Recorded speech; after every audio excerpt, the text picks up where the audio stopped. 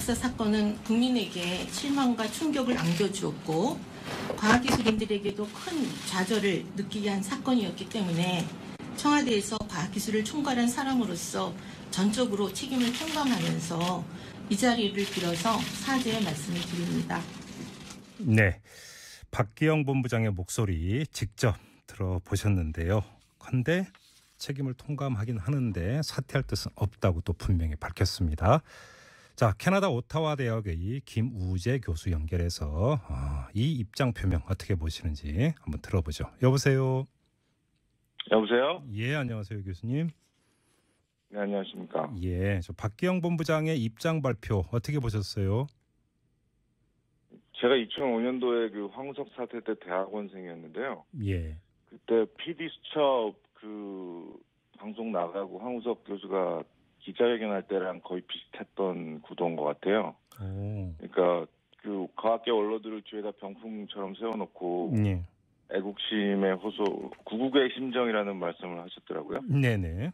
애국심에 이렇게 호소를 해서 자신을 다시 그 기회를 달라고 하시던데 사실은 그분한테 아무도 구해달라고 한 적이 없어요. 그리고 예. 그 구국의 심정이라는 말, 이런 말 쓰시는 분들 굉장히 위험하거든요. 예.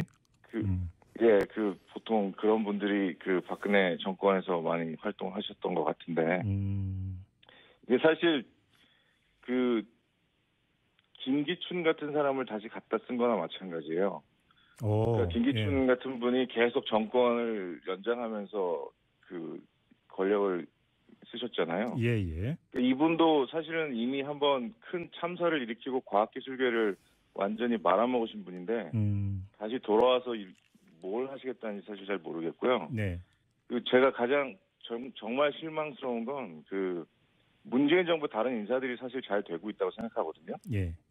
근데 과학기술계에만 이상한 일들이 일어나고 있는 거예요. 그러니까 여기에는 적폐 세력이 들어오고 있는 거죠. 아, 그래요? 다른 인사들은 정말 뭐 김상조 공공위원장이라든가 네.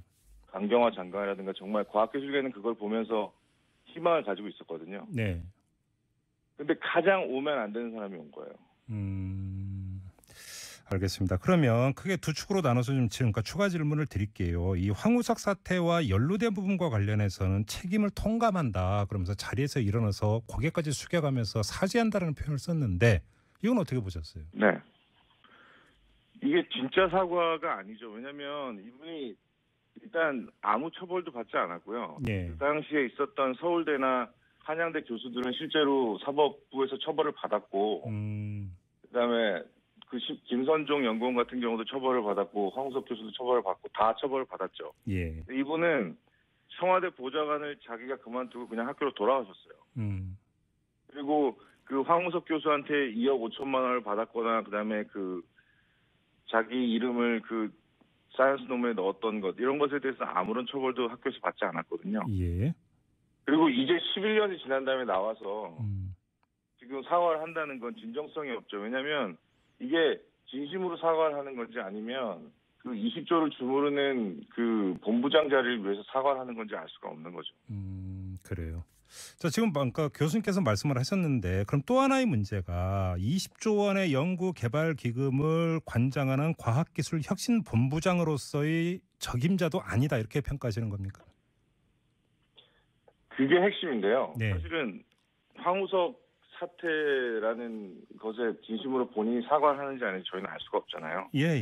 근데 사과를 한다 그러면 그거는 뭐 용서를 저희가 안 하더라도 국민이 할 수도 있는 거죠. 근데 문제는 이분이 온 자리가 과학기술혁신본부장이라는 데 있어요. 예. 이 자리가 연구개발비 20조 원을 좌지우지하는 자리고 네. 연구평가까지 좌지우지하는 자리이기 때문에 문재인 정부가 이 예산권을 기재부에서 따온 거거든요. 예. 다시 과학기술부 돌려준 건데 네.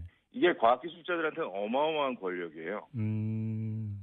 근데 이분이 기본적으로 그런 혁신본부장, 그러니까 이 과학기술 R&D를 통해서 한국의 과학기술을 세계적인 수준으로 올릴 수 있는 혁신본부장 자리에 걸맞은 사람인가, 거기에 대한 그 확신이 없다는 거죠. 예. 첫 번째는 이분이 예전부터 그 노무현 정부 때부터 했던 정책의 철학의 핵심이 선택과 집중인데요. 네.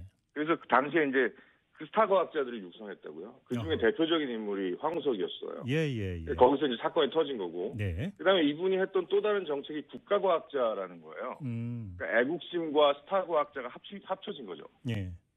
근데 그 정책들이 결국에는 성공하지도 않았고 결국 그게 적폐로 나오면서 한국 국가 연구 개발 체계를 완전히 망치고 있다고요. 그래요. 그러니까 그런 그 소수의 뭐 좀 잘 나가는 사람들만 돈을 몰아주고 네. 그다음에 전체적인 다양성을 해치기 때문에 예. 그런 잘 나가는 사람들한테 줄을 서고 연구비를 나눠 먹고 이런 문화가 퍼진다든가. 그다음에 기본적으로 그건 혁신이 아니에요. 교수님 잠깐만요. 그거는 몇몇 사람만 잘 나가는 거죠. 예, 스타 과학자한테 몰아준다는 것은 사실 어제 이제 그 강양구 기자도 잠깐 이제 이야기를 했으니까 무슨 말인지 알겠는데, 그러니까 뭐 황우석 네네. 교수한테 무슨 이 최고 과학자면서 150억인가를 한꺼번에 몰아준 뭐 이런 일이 있다라고 이제 그 전에 들었으니까요. 256억인가 그렇죠. 예. 256억인가를 몰아줬었죠. 국가 과학자는 뭐예요? 국가 과학자는? 이게 국가과학자라는 게 이제 예. 좀 유명하고 논문도 잘 내고 하는 사람들을 국가과학자로 지정을 해서 네. 연구비도 주고 특혜도 주고 그랬던 제도가 있었어요. 예. 지금 없어졌어요. 없어졌고요. 네.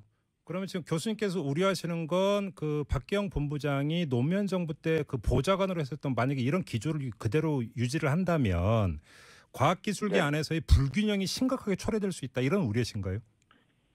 그런 우려도 있고요. 예. 기본적으로 이분이 추구하는 선택과 집중이라는 그 철학이 네. 지금 뭐 만약에 이분이 주장하는 대로 4차 산업혁명을 진짜 하고 싶다면 그런 혁신에 전혀 어울리지 않아요. 그래요. 지금은 오히려 다양성과 그다음에 기초 연구에 대한 장기적인 투자가 필요할 때거든요. 예. 자, 그러면 또 들어와서 또 선택과 집중을 또 얘기하고 있다고요. 자, 박기영 본부장이 오늘 기자간담회에서 자신이 노무현 정부 때 그 보좌관으로 일하면서 무슨 일을 했는가 자평을 한 대목이 있는데, 네네. 과학기술 혁신 체계를 기획하고 과학기술부를 부총리 부처로 격상시켰고 미시경제 체제라는 혁신 생태계를 만들었고 이런 성과를 냈다, 이렇게 자평을 했거든요. 그럼 이런 자평은 어떻게 보세요? 그럼 뭐 그때 그분이 만든 게 그럼 그 이명박 박근혜 정부 10년 동안 완전히 없어져서 다시 이분이 등장한 거라는 얘기를 하고 싶은 것 같은데. 네. 한국 과학기술 연구개발 체계는 노무현 정부 때부터 지금까지 한 번도 제대로 된 적이 없어요. 예. 사실은 과학기술계가 당시 그 박근혜 정부 때 그 촛불 들고 같이 거리에 섰던 이유도 그렇고, 그다음에 문재인 정부의 기대가 컸던 이유도 그렇고, 네. 이게 정말 과학기술계 현장에서 나오는 목소리들이 가감 없이 정책에 반영되길 바라고 있었거든요.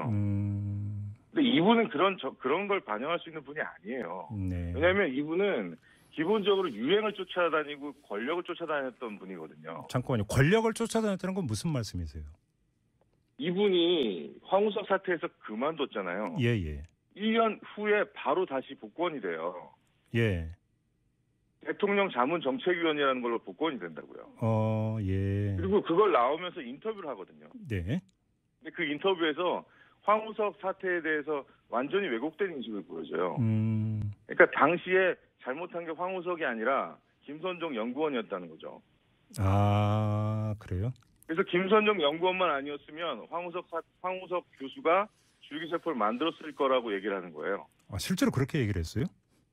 예, 그렇게 얘기를 했어요, 인터뷰에서. 예. 그리고 11년 동안 아무 말도 안 하고 무슨 일을 했었냐면 계속 그 문재인 캠프에 과학기술 자문을 하고 그런 역할을 했었던 것 같아요. 예.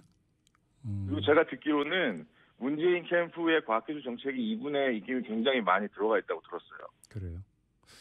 훈장도 받았습니까? 그러니까 인사가 그렇게 된 거죠. 네네. 그래요. 알겠습니다. 지금 이제 마무리를 해야 될 것 같은데요. 자, 그럼 결론으로 교수님께서 보시기에 이 모든 문제를 정리하는 것은 박기영 본부장이 자리에서 물러나는 것이다, 이렇게 보시는 거죠?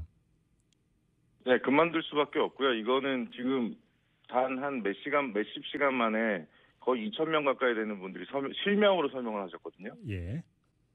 그러니까 과학기술계의 젊은 사람들과 그다음에 좀 진보적인 과학자들은 지금 굉장히 막다른 골목에 몰려 있어요. 그 문재인 정부에게 기대가 굉장히 크거든요. 예. 근데 그 과학기술부 장관 인사도 사실 불만이 많았지만 인내했던 측면이 있는데 네.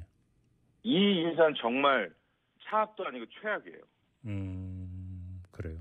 지금 앞서서 네. 앞부분에서 과학기술계에 가면 유독 적폐가 들어오고 있다라는 말씀도 하셨고 또 지금은 막다른 골목이라는 표현을 쓰셨는데 어떤 뜻이에요? 과학기술계가 정말 힘들거든요. 예. 대학원생의 인권 문제라든가 대학원생들이 희망이 없어요. 그리고 젊은 과학기술자들도 희망이 없습니다. 네. 연구비도 모자라고 일자리도 없어요. 아, 예. 이런 상황에서 아무도 과학기술 쪽으로 대학원에 들어가려고 하지도 않고 박사를 따려고 하지도 않아요. 그런 상황에서 오는 혁신본부장은 정말 중요한 자리거든요. 예. 제가 보기엔 문재인 정부의 과학기술계 관련돼서 제대로 조언을 해줄 수 있는 인재들이 없는 것 같아요. 그래요. 예. 다른 분야들은 정말 인사를 제가 보면서 박수를 쳤거든요. 근데 이건 정말 아니죠. 그래요. 알겠습니다. 아무튼 이 박기영 본부장이 오늘 기자간담회에서 자신의 입장을 표명을 했고 이거에 대한 또 이제 여론이 형성이 되지 않겠습니까? 청와대도 이걸 지금 뭐 면밀하게 지금 살펴보고 있다라는 이런 소식이 전해지고 있는데요. 한번 그 귀착점이 뭔지 한번 함께 지켜보도록 하고 오늘 교수님 말씀은 여기까지 들어야 될 것 같네요. 고맙습니다, 교수님. 감사합니다. 네. 안녕히 계십시오. 지금까지 캐나다 오타와 대학교의 김우재 교수와 함께했습니다.